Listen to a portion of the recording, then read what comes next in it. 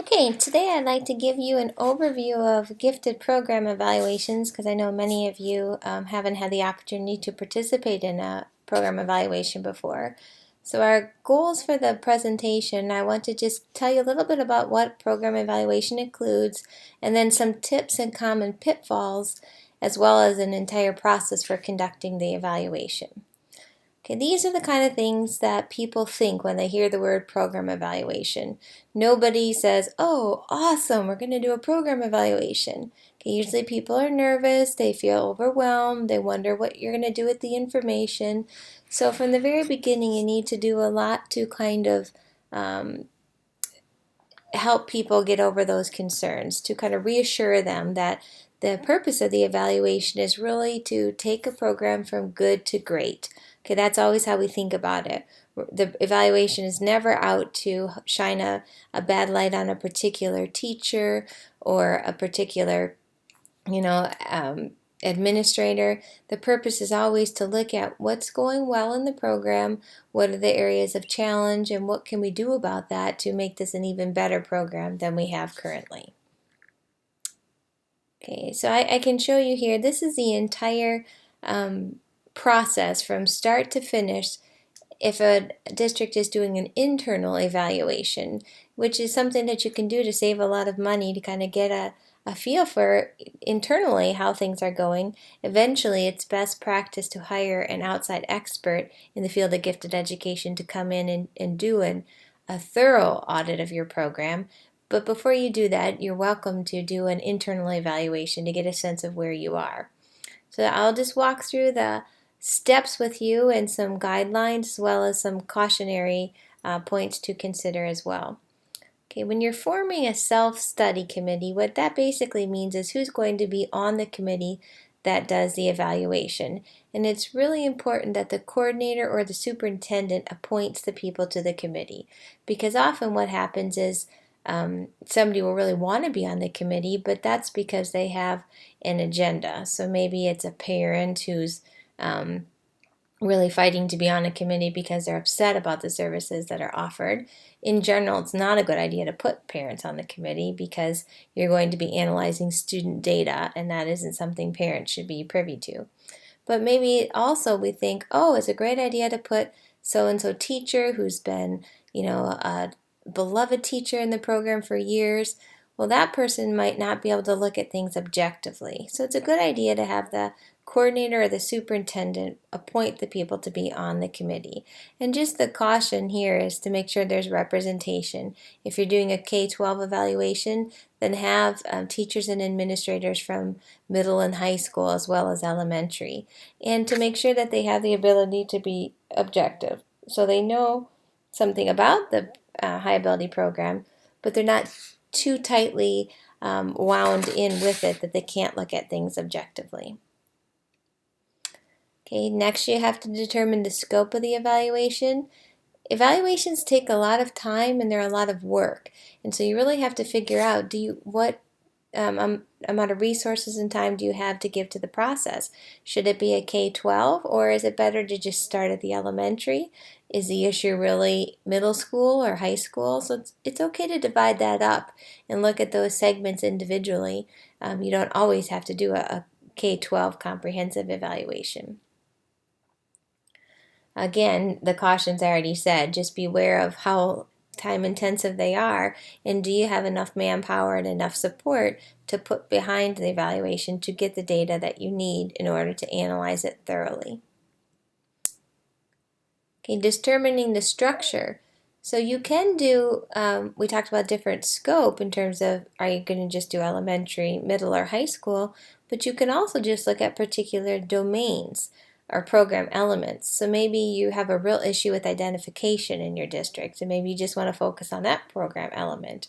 Or maybe you've done really good things with identification, but you don't really have solid curriculum and instruction in place. And so that's the area. So you can look at it by building level, elementary, middle, high school, or by program element, program design, identification, curriculum instruction, etc., and decide where's your greatest need to focus your energies. Okay, so once you've figured out the scope and the area that you're going to focus on, now you need to organize the process. And I just put up here a sample here, but you really need to make a timeline of when you're going to do which of the tasks, and also who is responsible for collecting that data or organizing that task. And it's important that everybody knows whose role is whose, because again, it's a lot of work and a lot of data needs to be collected, so we just have to make sure that everybody's on the same page with who's doing each task involved in the evaluation. Okay, a caution, really pay attention to the testing schedules. It's not a good idea, obviously, to open up surveys the week before spring break. I think data has shown that's when parents and teachers are the crabbiest, and therefore you're likely to get a skewed interpretation with your surveys.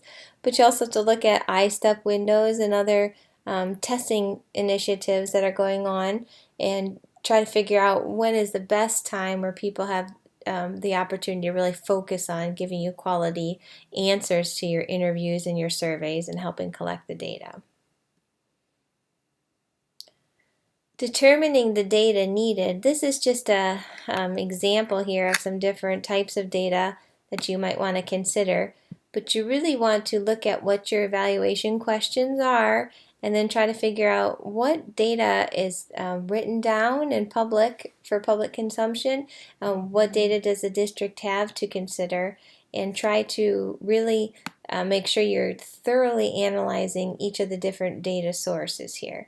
So that'll be different what data you have available from district to district, but we try to make sure that we have multiple data sources for each of the evaluation questions, so we're not putting too much weight on any individual data source. In designing the data collection, I like to start with interviews with all the different stakeholders, so interviews with parents, teachers, even the students, those who are middle school or above make for great interviews. But you want to gather all that information so you get a sense of what's really on people's minds with regard to the high ability program. And then you can use that interview data to develop survey questions. So if you find, for example, that time and time parents, students, everybody's saying, we're really not doing a lot of writing, our kids don't know how to write when they get to high school, for example, then you want to make sure you ask a question about the opportunity to develop writing skills. So the interview data really help you construct your survey questions. I'll just put some tips up here for writing survey questions. If you've never done it before, it's a lot harder than it looks. First of all, you have to make the survey short. Certainly enough questions so that you get the answers that you need, but if it's too long, people will look at that and just turn off and they won't even do it. So there's kind of an optimal amount of time. Anything that takes longer than 15 minutes to complete, people just really won't take the time to do that or to give you quality answers.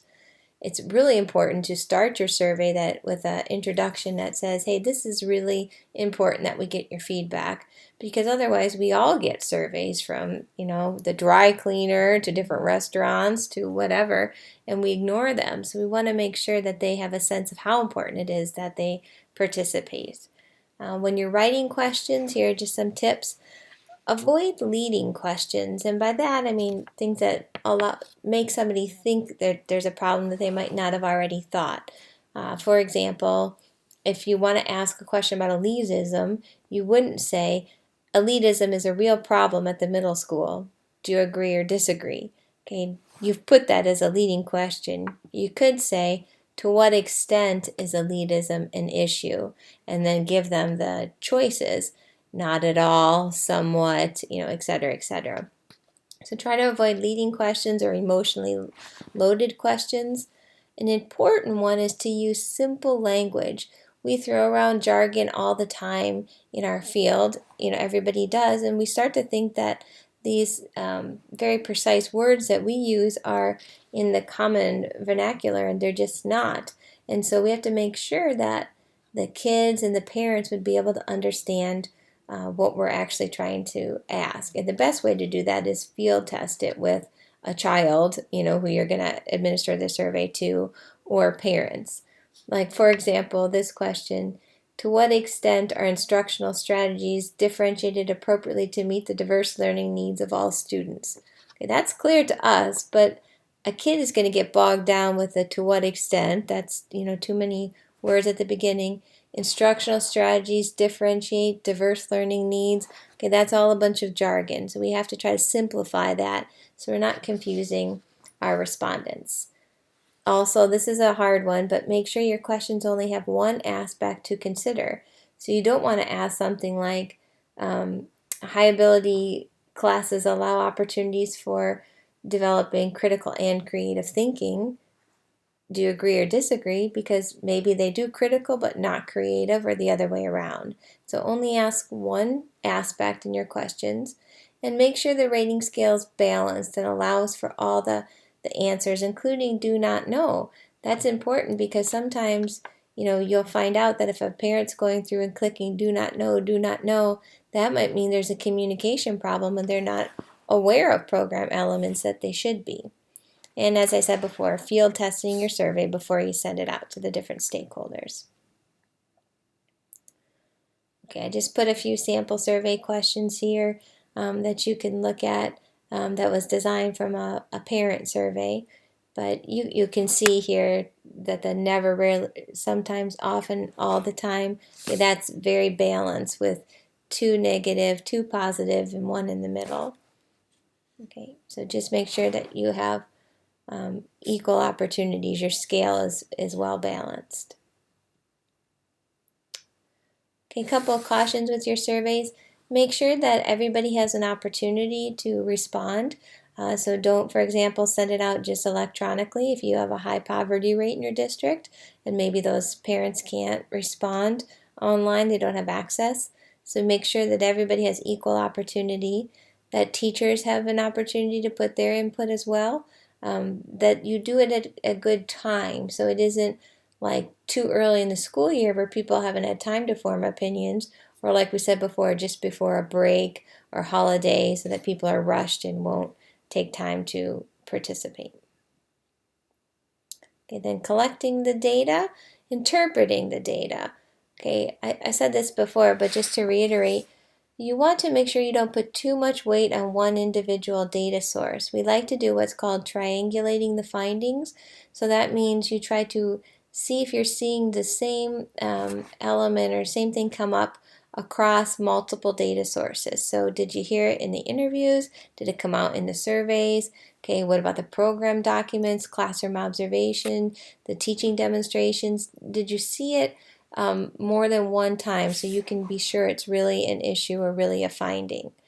And not all data sources are equal, because one person wrote a lengthy comment about an issue. For example, we can go back to elitism. That doesn't mean there's necessarily a problem with elitism. So you really have to make sure that you are hearing it from multiple data sources, not just one, and that you're hearing it repeatedly, not just from one person, one teacher, or something like that. Okay, writing up the findings. Nobody wants to just hear how bad things are going. Okay, the goal again isn't to beat up a district and say, "Oh, this is so bad." Instead, our goal is really, like I said before, encouraging districts to go from good to great. And so to that end, we always try to focus on what are the strengths. There's something good happening everywhere. So let's find it, make a big deal about it, and celebrate that. And then focus on areas of challenge. When you phrase it like that instead of weaknesses or problems, okay, areas of challenge means you recognize that this is difficult for the district. It's not that they're trying not to do a good job with this area. It's just challenging. And so we're identifying the challenges, and then we're going to develop steps for improvement. So that's really the process of writing up your findings. And then deciding who to communicate the findings to. Is it your broad-based planning committee, which is a committee of all stakeholders, representative stakeholders? Is it going to go to the school board, or who's going to get the report, and how are you going to deliver that, deliver the findings to that group of people? And then the last task is to figure out the priorities to work on. And some cautions here is you can't change too much too quickly. And I've worked with a lot of districts that's what they've tried to do. After the program evaluation, the next year they want to just scrap everything and start, fresh and work on all the recommendations at once. Okay, people need time to adjust to change, and they will swallow it and be on board with it more if it comes in small increments that they have a piece in developing.